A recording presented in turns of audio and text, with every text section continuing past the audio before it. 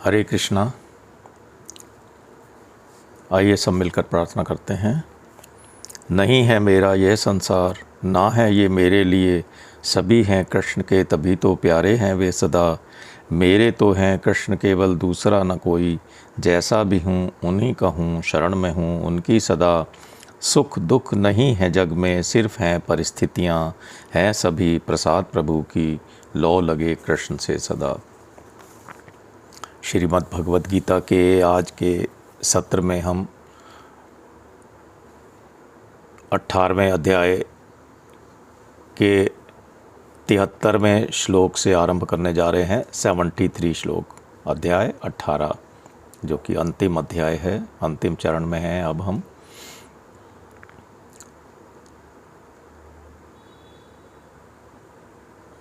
पिछले श्लोक में यानी कि 72वें श्लोक में भगवान ने जो प्रश्न किया था उसका उत्तर अर्जुन अब आगे के श्लोक में देते हैं। पिछले श्लोक को ध्यान कीजिए, क्या कहा था भगवान ने।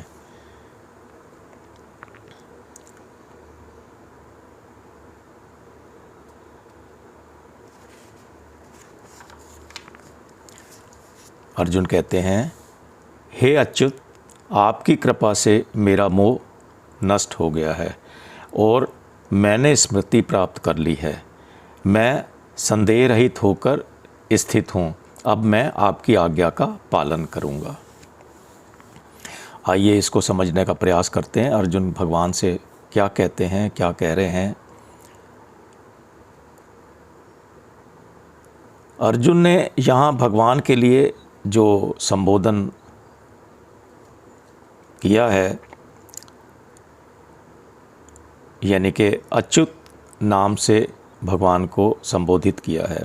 इसका आशय है कि जीव तो च्युत है, अर्थात अपने स्वरूप से विमुख हो जाता है, गिर जाता है, डग जाता है और पतन की तरफ चला जाता है। लेकिन भगवान कभी च्युत नहीं होते, वे सदा एक रस रहते हैं। इसी बात का द्योतक है यह शब्द। इसी बात का द्योतन करने के लिए गीता में अर्जुन ने कुल 3 बार इस संबोधन से भगवान को संबोधित किया है। पहली बार पहले ही अध्याय के 21वें श्लोक में इसी शब्द से भगवान को संबोधित किया था, जब अर्जुन ने भगवान से कहा कि दोनों सेनाओं के बीच में मेरा रथ खड़ा करो। ऐसी आज्ञा देने पर भी भगवान में कोई अंतर नहीं पड़ा। दूसरी बार 11वें अध्याय में 42वें श्लोक में इसी संबोधन से अर्जुन ने भगवान को विश्व रूप की स्तुति प्रार्थना की थी, तो भगवान में कोई अंतर नहीं आया। अंतिम बार इस श्लोक में जो अब हम समझने का प्रयास कर रहे हैं, यानी 18वें अध्याय का 73वां श्लोक, इस संबोधन से अर्जुन संदेह रहित होकर कहते हैं कि अब मैं आपकी आज्ञा का पालन करूंगा। तो भी भगवान में कोई अंतर नहीं पड़ा। कहने का आशय है ये कि अर्जुन तो यदि आदि मध्य और अंत में 3 प्रकार की अवस्थाएं हुई अर्जुन की, पर भगवान की आदि मध्य और अंत में एक ही अवस्था रही, अर्थात वे एक रस ही बने रहे, उनमें कोई अंतर नहीं आया। जबकि अर्जुन में आदि मध्य और अंत में अंतर आता रहा।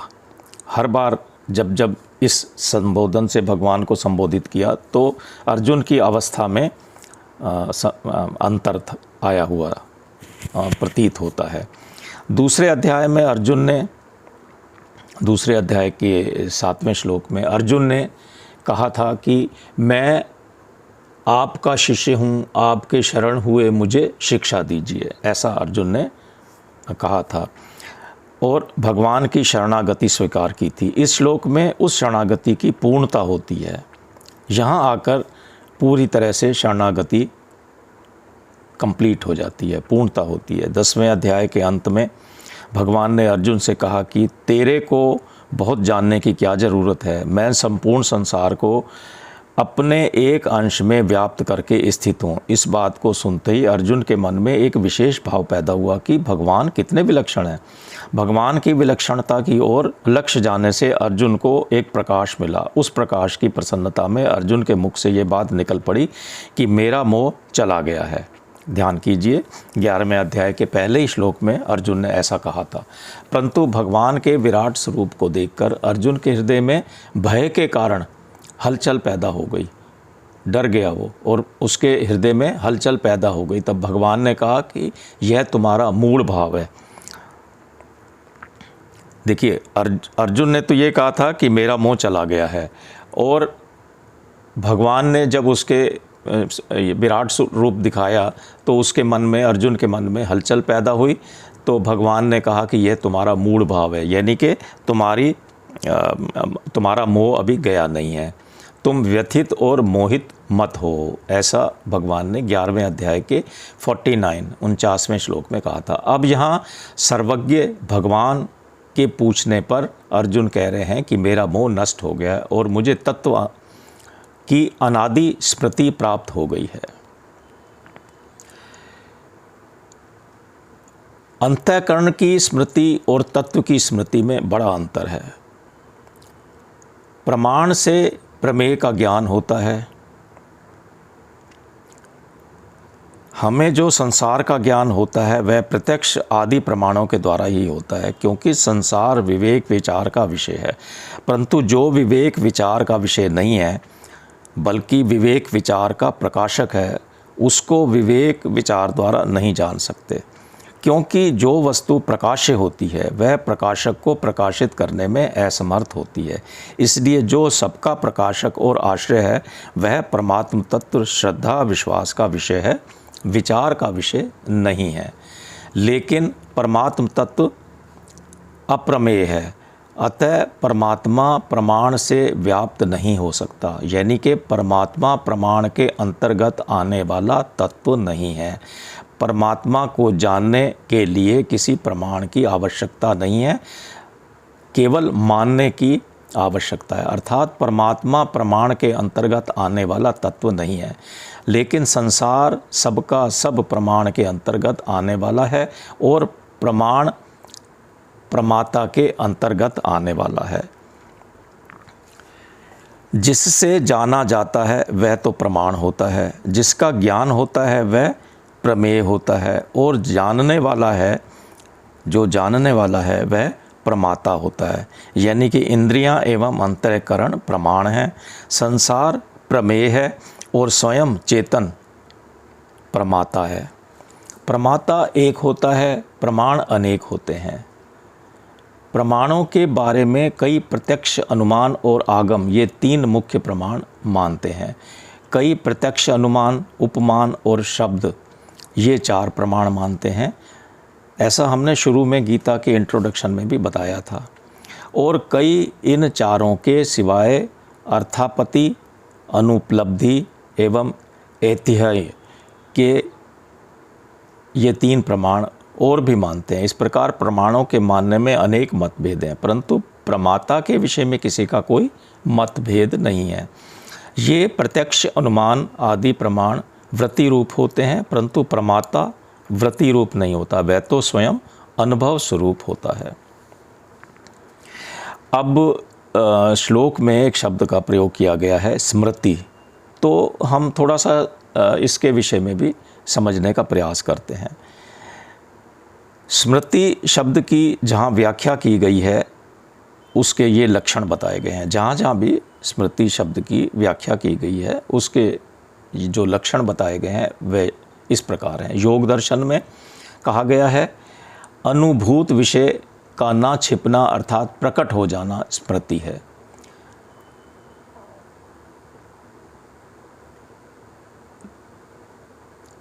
उसके अलावा संस्कार मात्र से जन्य हो और ज्ञान हो उसकी स्मृति, उसको स्मृति कहते हैं, ऐसा तर्क संग्रह में कहा गया है।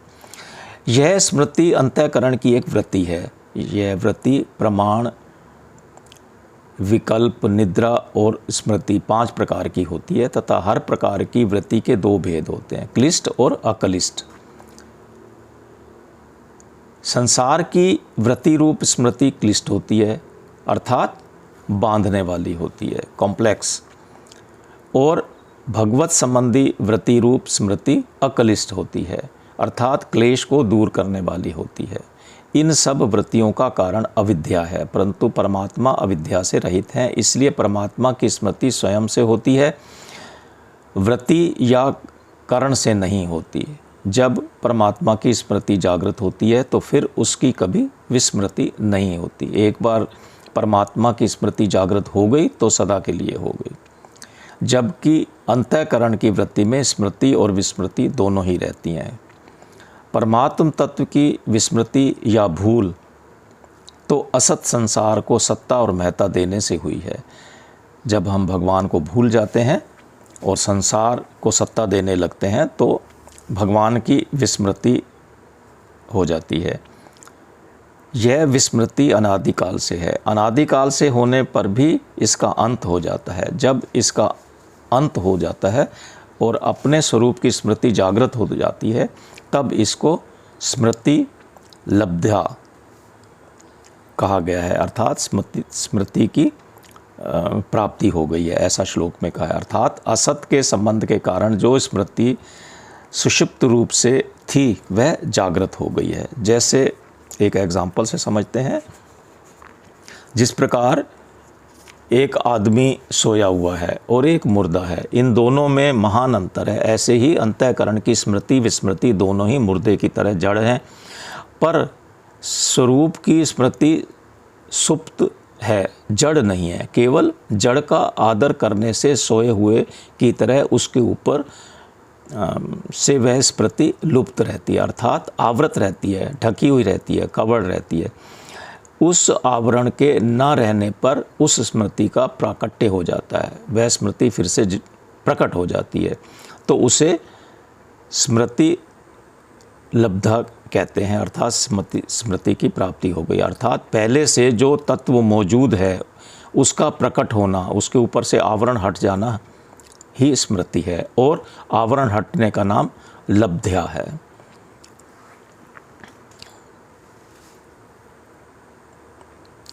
असत्य संसार के पदार्थों को आदर देने से, अर्थात उनको सत्ता और महत्व देने से राग पैदा होता है, जैसा कि हम पूर्व में भी जान चुके हैं। यह कर्मयोग की विस्मृति अथवा आवरण है। असत पदार्थों के संबंध से अपने स्वरूप की विमुखता हुई, अर्थात अज्ञान हुआ, यह ज्ञान योग की विस्मृति है। अपना स्वरूप साक्षात परमात्मा का अंश है। इस परमात्मा से विमुख होकर संसार के सम्मुख होने से संसार में आसक्ति पैदा हो गई, उस आसक्ति से प्रेम ढक गया, वह भक्ति योग की विस्मृति है। इस प्रकार इसको हम समझने का प्रयास करते हैं। स्वरूप की विस्मृति अर्थात विमुखता का नाश होना यहाँ स्मृति है। उस स्मृति का प्राप्त होना अप्राप्त का प्राप्त होना नहीं है, प्रत्यु नित्य प्राप्त का प्राप्त होना है। सदा से ही प्राप्ति स्वरूप की स्मृति तो उस पर से आवरण हट गया, जो कि सदा से प्राप्ति वो फिर से स्मृति हो गई उसकी। नित्य स्वरूप की प्राप्ति होने पर फिर उसकी विस्मृति होना संभव नहीं है, जैसा कि अभी पूर्व में भी मैंने बताया था, क्योंकि स्वरूप में कभी परिवर्तन हुआ ही नहीं, वह सदा निर्विकार और एक रस रहता है। परंतु वृत्ति रूप स्मृति की विस्मृति हो सकती है, क्योंकि वह प्रकृति का कार्य होने से परिवर्तनशील है। यह सब जो बताया गया है इसका तात्पर्य यह है कि संसार तथा शरीर के साथ अपने संबंध को मिलाकर समझना विस्मृति है, और संसार तथा शरीर से अलग होकर अपने स्वरूप का अनुभव करना स्मृति है। अपने स्वरूप की स्मृति स्वयं से होती है, इसमें कारण आदि की अपेक्षा नहीं होती। जैसे मनुष्य को अपने होनेपन का जो ज्ञान होता है उसमें किसी तरह के प्रमाण की आवश्यकता नहीं होती, जिसमें करण आदि की अपेक्षा होती है, वह स्मृति अंतःकरण की एक वृत्ति ही है। थोड़ा और समझते हैं इसे। स्मृति तत्काल प्राप्त होती है, इसकी प्राप्ति में देरी अथवा किसी प्रकार के परिश्रम की आवश्यकता नहीं होती। कर्ण कुंती के पुत्र थे, परंतु जन्म के बाद जब कुंती ने उसका त्याग कर दिया तब अधिरथ नामक सूत की पत्नी राधा ने उसका पालन पोषण किया। आपने ये कथा सुन रखी होगी। इससे वे राधा को ही अपनी माँ मानने लगे। जब सूर्यदेव से उनको ये पता चला कि वास्तव में उनकी माँ यानी कि कर्ण की माँ कुंती है, तब कर्ण को स्मृति प्राप्त हो गई। यानी कि वो जो विस्मृति थी उस पर स्मृति पर आवरण चढ़ा हुआ था वो हट गया और उन्हें स्मृति प्राप्त हो गई। तथ्य तो पहले से ही था, नई बात तो हुई नहीं, लेकिन उन्हें आवरण हटने के बाद स्मृति प्राप्त हो गई। अब मैं कुंती का पुत्र हूँ। ऐसी स्मृति प्राप्त होने में कितना समय लगा, कितना परिश्रम लगा या अभ्यास करना पड़ा? बिल्कुल भी नहीं। कितना जोर आया? बिल्कुल भी नहीं। पहले उधर लक्ष्य नहीं था, अब उधर लक्ष्य हो गया, केवल इतनी सी बात है। तो इस एग्जाम्पल से हम जो इतना मैंने एक्सप्लेन किया स्मृति के बारे में समझ में आ गया होगा।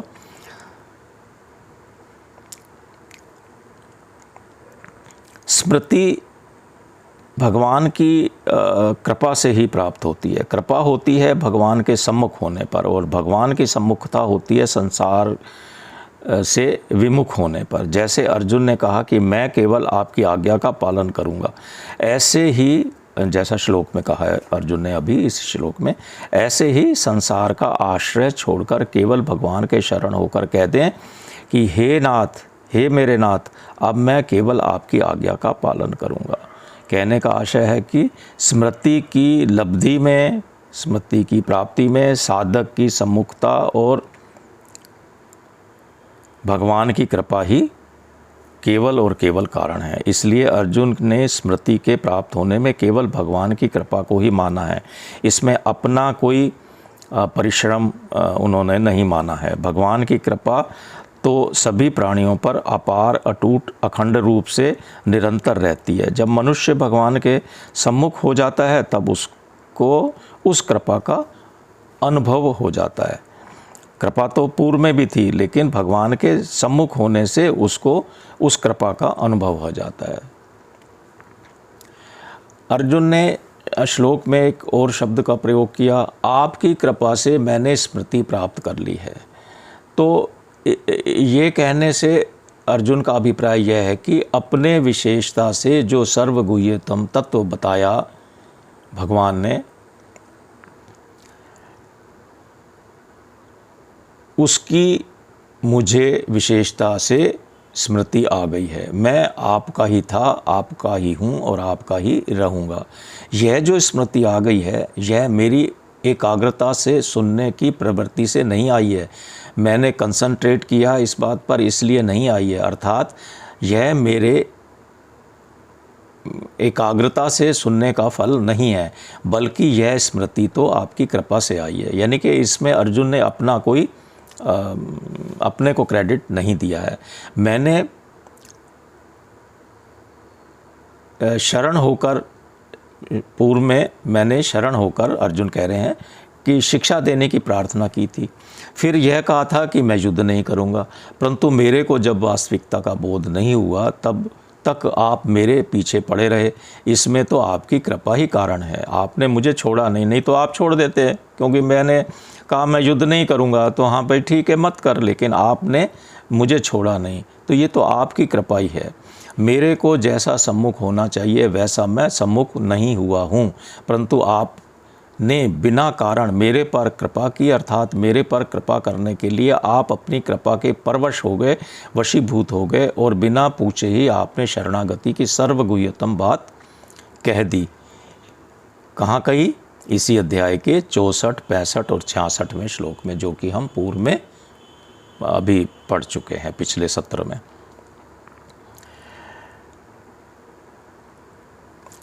अर्जुन कहते हैं कि मूल में मेरा जो यह संदेह था कि युद्ध करूं या ना करूं, दूसरे अध्याय के 6 श्लोक में कहा था ऐसा, वह मेरा संदेह सर्वथा नष्ट हो गया है और मैं अपनी वास्तविकता में स्थित हो गया हूँ। परंतु संदेह ऐसा नष्ट हो गया है कि ना तो युद्ध करने की मन में रही और ना ही युद्ध ना करने की मन में रही। ऐसा संदेह नष्ट हुआ है। अब तो बस यही एक बात मन में रही है कि आप जैसा कहेंगे मैं वैसा ही करूँगा। अर्थात अब तो बस आपकी आज्ञा का पालन ही करूँगा। अब मेरे को युद्ध करने या ना करने से किसी तरह का ज़रा सा भी प्रयोजन नहीं है। अब तो आपकी आज्ञा के अनुसार संसार के हित के लिए युद्ध आदि जो मेरे कर्तव्य कर्म हैं वही करूँगा। एक और बात ध्यान देने की है यहाँ। पहले कुटुंब का स्मरण होने से अर्जुन को मोह हुआ था।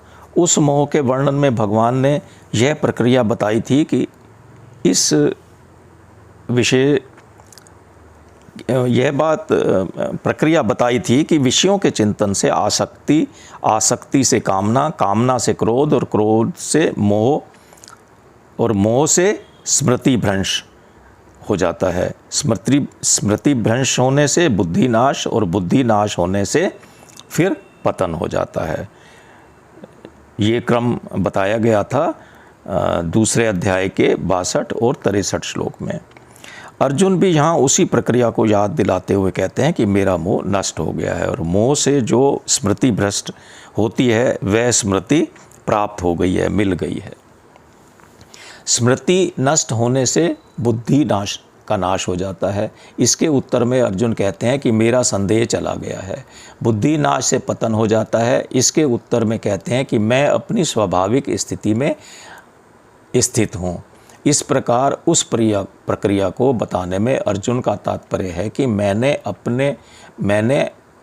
आपके यानी कि भगवान के मुख से ध्यानपूर्वक गीता सुनी है, तभी तो आपने समूह का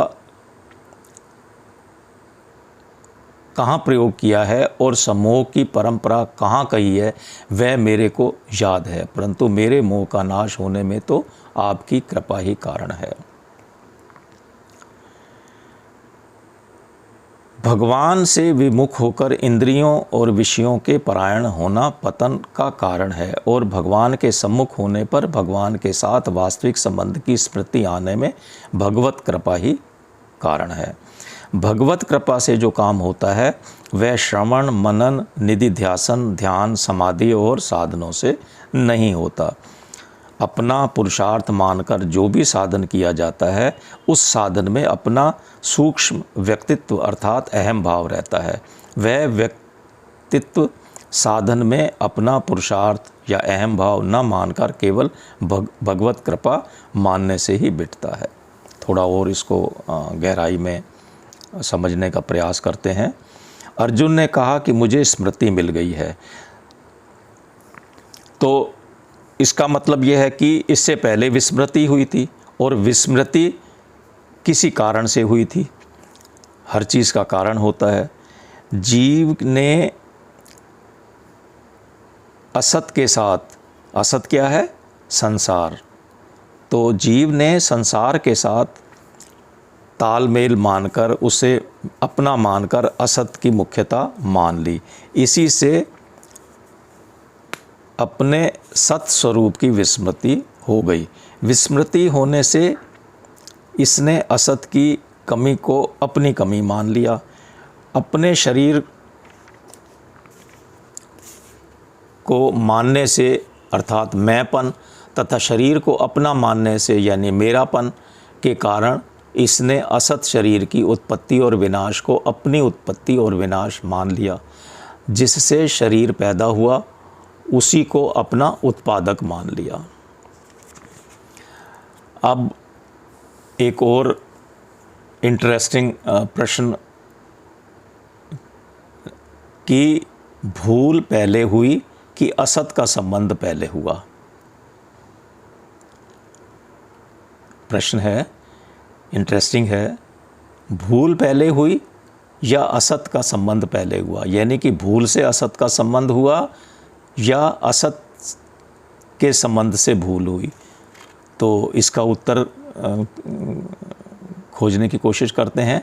अनादिकाल से जन्म मरण के चक्कर में पड़े हुए जीव को जन्म मरण से छुड़ाकर सदा के लिए महान सुखी करने के लिए यानी केवल अपनी प्राप्ति कराने के लिए भगवान ने जीव को मनुष्य शरीर दिया।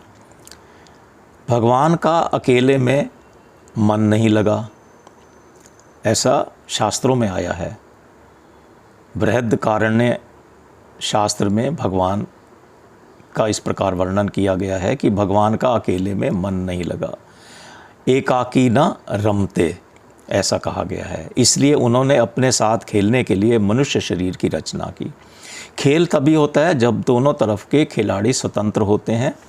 अतः भगवान ने मनुष्य शरीर देने के साथ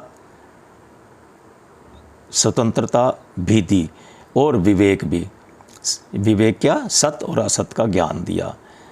यही हमें अलग करता है अन्य जीवों से, यानी जानवरों से। मनुष्य को विवेक ही तो, उन्नत विवेक ही तो उनसे अलग करता है हमें। दूसरी बात, अगर इसे स्वतंत्रता और विवेक ना मिलता तो फिर क्या होता? हम पशु की तरह ही होते। इसमें मनुष्यता की ज़रा सी भी कोई विशेषता नहीं होती। इस विवेक के कारण असत को असत जानकर भी मनुष्य मिली हुई स्वतंत्रता का दुरुपयोग करने लगा और असत में, यानी कि संसार के भोग और संग्रह में सुख ढूंढने लगा, आसक्त हो गया। असत में आसक्त होने से ही भूल हुई। असत को असत मान जानकर भी यह उसमें आसक्त क्यों होता है? जब पता है, प्रश्न पैदा होता है कि जब उसे पता है कि ये असत है संसार, फिर भी उसमें मनुष्य आसक्त क्यों होता है? कारण कि असत के संबंध से प्रतीत होने वाला जो तात्कालिक सुख है उसकी तरफ दृष्टि रखते हैं हम, पर उसका परिणाम क्या होगा उसकी तरफ हमारी दृष्टि जाती ही नहीं। जो परिणाम की तरफ दृष्टि रखते हैं साधक होते हैं, और जो परिणाम की तरफ दृष्टि नहीं रखते वे संसारी होते हैं। इसलिए असत के संबंध से ही भूल पैदा हुई। इसका पता कैसे लगता है?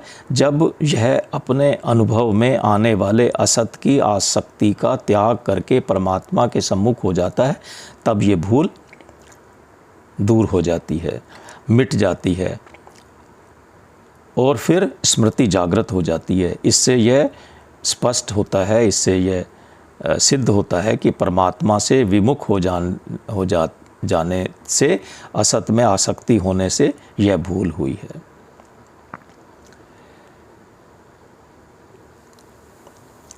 इस प्रकार हमने इस श्लोक को समझने का प्रयास किया।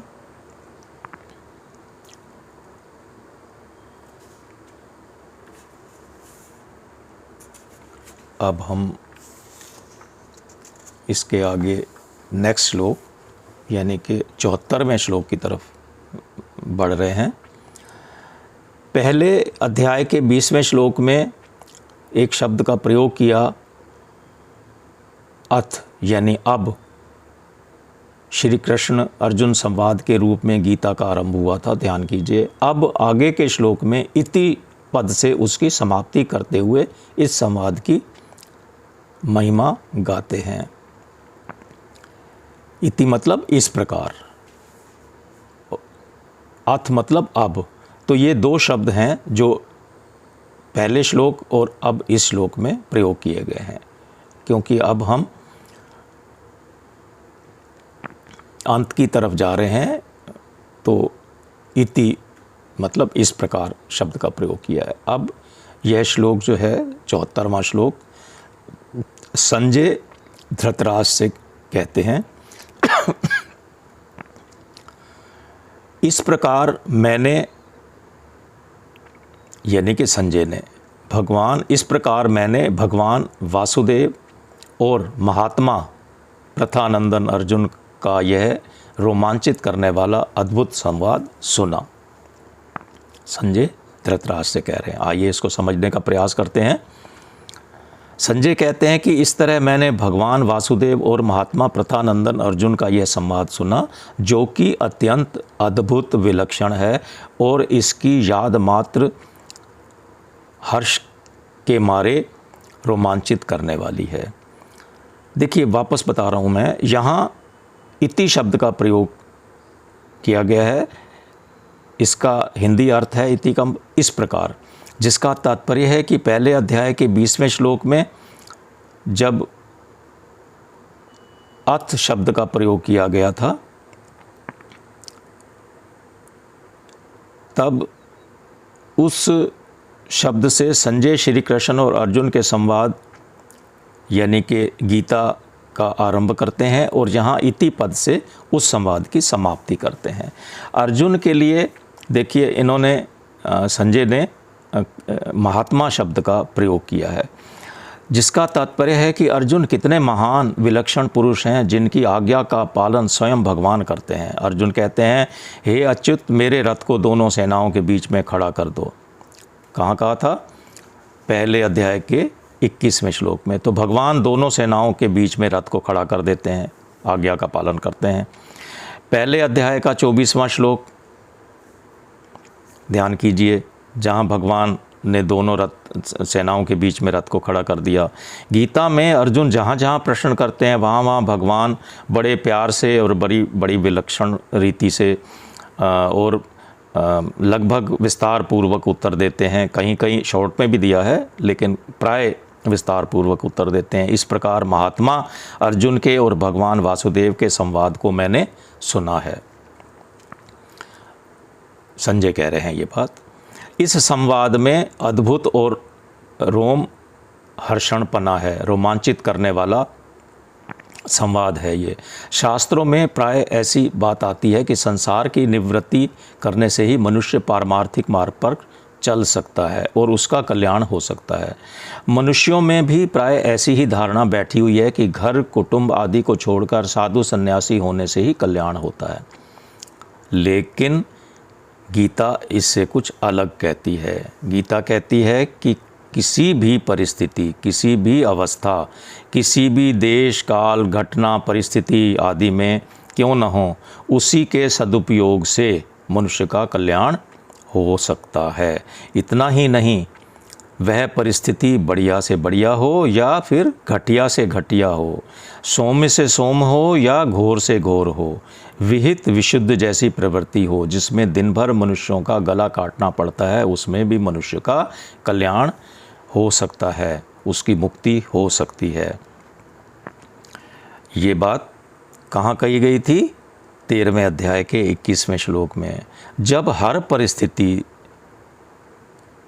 से संबंध विच्छेद होने से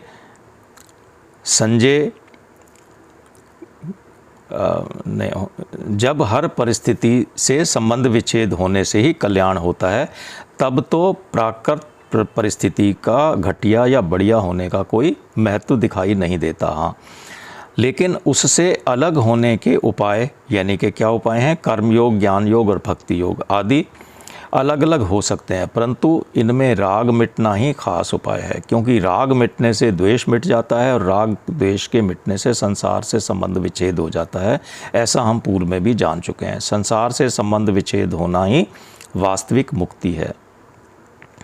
वास्तव में जो बद्ध होता है वह मुक्त नहीं होता, और जो मुक्त होता है वह मुक्त क्या होगा? जो पहले से ही मुक्त है, तो फिर वो मुक्त क्या होगा? क्योंकि वह तो मुक्त ही है। और फिर मुक्त होना क्या है? वास्तव में मुक्त होते हुए भी जिस संबंध को स्वीकार किया है, उस बंधन से छूटने का नाम ही तो मुक्त होना है। उस बंधन को से छूट गए जिसे हमने स्वीकार कर रखा था, तो मुक्त हो गए। उस राग को मिटाने में परिस्थिति का सदुपयोग करना ही कारण है। अर्थात जो पुरुष परिस्थिति में राग द्वेष न करके अपने कर्तव्य का पालन करता है, वह सुखपूर्वक मुक्त हो जाता है। गीता के 5वें अध्याय के 3 श्लोक में ऐसा भगवान कह चुके हैं। यही इस संवाद में अर्जुन और कृष्ण, भगवान कृष्ण के संवाद में अद्भुतपना है। भगवान का स्वयं अवतार लेकर मनुष्य जैसा काम करते हुए अपने आप को प्रकट कर देना और मेरी शरण में आ जा, यह अत्यंत गोपनीय रहस्य की बात कह देना, यही संवाद में रोमांचित करने वाला, प्रसन्न करने वाला, आनंद देने वाला है। गीता में महात्मा शब्द केवल भक्तों के लिए आया है। यहाँ संजय ने अर्जुन को भी महात्मा कहा है, क्योंकि वे अर्जुन को भक्त मानते हैं।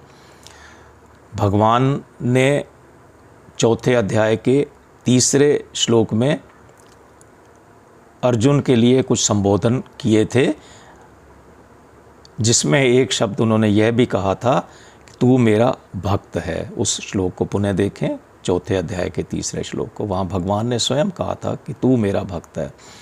तो अर्जुन ने जो भक्त होता है उसके लिए महात्मा शब्द का प्रयोग किया है।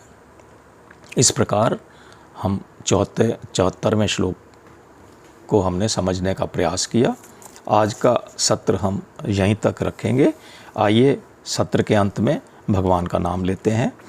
नाम संकीर्तनम यस्य सर्व पाप प्रणाशनम प्रणामो दुख शमनस्य तम नमामि हरिम परम। हरे कृष्णा हरे कृष्णा हरे कृष्णा